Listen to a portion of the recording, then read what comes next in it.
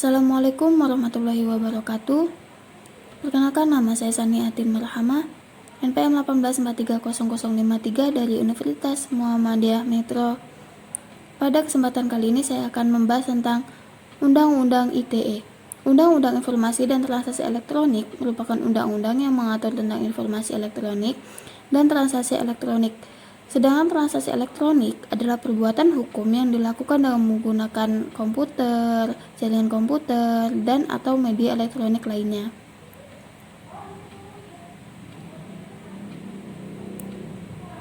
Nah, selanjutnya kasus-kasus Undang-Undang ITE. Yang pertama, melanggar kesusilaan. Contoh kasusnya di sini saya mengambil Big Nuril, di mana dia dilaporkan karena merekam percakapan dirinya dengan si M yang bermuatan asusila melalui sambungan ponsel.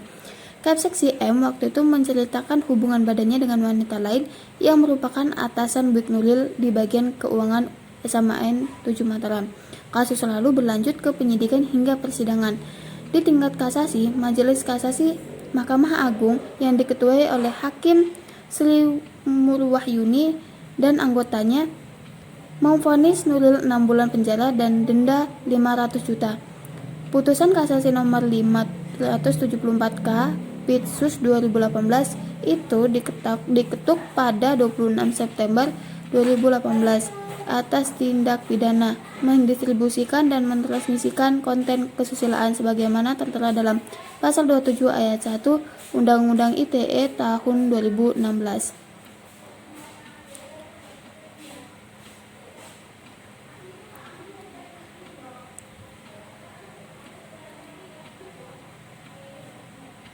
Yang mana berbunyi, setiap orang dengan sengaja dan tanpa hak mendistribusikan dan atau mentransmisikan dan atau membuat dapat diaksesnya informasi elektronik dan atau dokumentasi elektronik yang dimiliki muatan perjudian. Kemudian yang kedua, konten perjudian. Contoh kasusnya di sini saya mengambil contoh Mulyadi. Dia ditangkap karena dia melakukan tindak pidana perjudian jenis online melalui akun miliknya yaitu Wins23 di situs judi online Dewa Kasino. Akibat perbuatannya Mulyadi dijerat dengan pasal 303 KUHP dan pasal 27 ayat 2, pasal 45 ayat 2 Undang-Undang Nomor 19 tahun 2016 tentang ITE.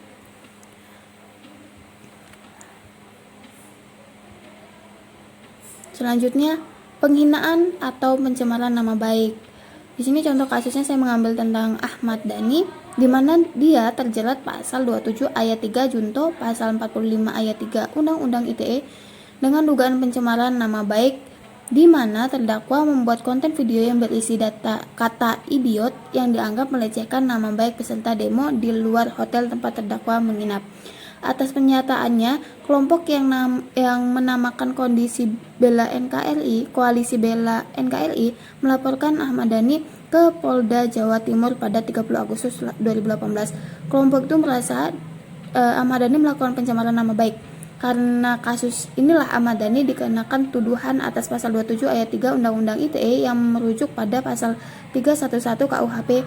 Yang dimaksud penyebaran tuduhan pencemaran nama baik adalah menuduhkan suatu perbuatan bukan penghinaan.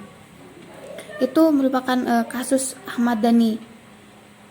Nah, pasal 27 ayat 3 ini berbunyi, setiap orang dengan sengaja dan tanpa hak mendistribusikan dan atau mentransmisikan dan atau membuat dapat diaksesnya informasi elektronik dan atau dokumentasi elektronik yang memiliki muatan penghinaan dan atau pencemaran nama baik. Itu merupakan pasal 27 ayat 3. Nah, selanjutnya pemerasan atau pencemaran. Contoh kasusnya pada tanggal 15 Juni 2017, Heri Tonoesditjo atau inisial HT ditetapkan sebagai tersangka oleh Mabes Polri karena mengirim SMS atau WA yang diduga bernada pencemaran kepada Jaksa Agung Muda tindak pidana kasus Yulianto.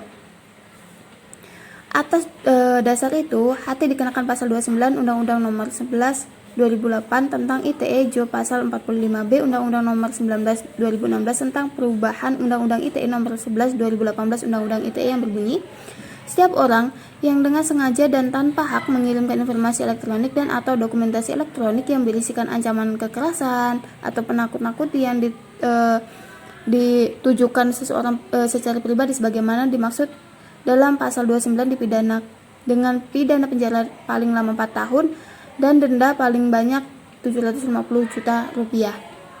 Itu merupakan bunyi pasal 29.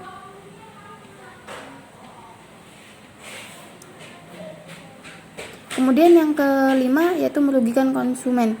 Contoh kasusnya yaitu Dwi Prita Mulyadi, yaitu kasus penyebaran informasi kepada temannya melalui email berkenaan dengan pelayanan yang tidak wajar dan informasi yang tidak benar terkait dengan penyakit yang dideritanya. Prita divonis 6 bulan penjara tapi dengan masa percobaan selama 1 tahun. Kemudian yang keenam, konten yang menyebabkan permusuhan isu SARA. Flores Saulina Sihombing, mahasiswa S2 di Yogyakarta itu menuliskan kata negatif dalam akun partnya yang karena kesal dengan antrian beli bensin. Flores nyaris ditahan polisi dan akhirnya diadili. Pada 31 Maret 2015, PN Yogyakarta menyatakan Flores tidak perlu dihukum 2 bulan penjara asalkan tidak berbuat kejahatan selama 6 bulan ke depan. Selain itu, Florence harus membayar denda 10 juta. Pada tanggal 28 Juli 2015, Pengadilan Tinggi Yogyakarta memperbaiki putusan PN Yogyakarta sekedar menghapus pidana dendanya. Flores diadili dan didakwa pelanggaran pasal 27 ayat 3 junto pasal 45 ayat 1 Undang-Undang Nomor 11 tahun 2008 tentang informasi dan transaksi elektronik. Pasal itu berbunyi, pasal 27 ayat 3 itu berbunyi, setiap orang dengan sengaja dan tanpa hak mendistribusikan dan atau mentransmisikan dan atau membuat dapat diaksesnya informasi elektronik dan atau dokumentasi elektronik yang memiliki muatan penghinaan dan atau pencemaran nama baik, dipidana dengan pidana penjara paling lama 6 tahun dan atau denda paling banyak 1 miliar. Ini merupakan bunyi ayat pasal 27 ayat 3.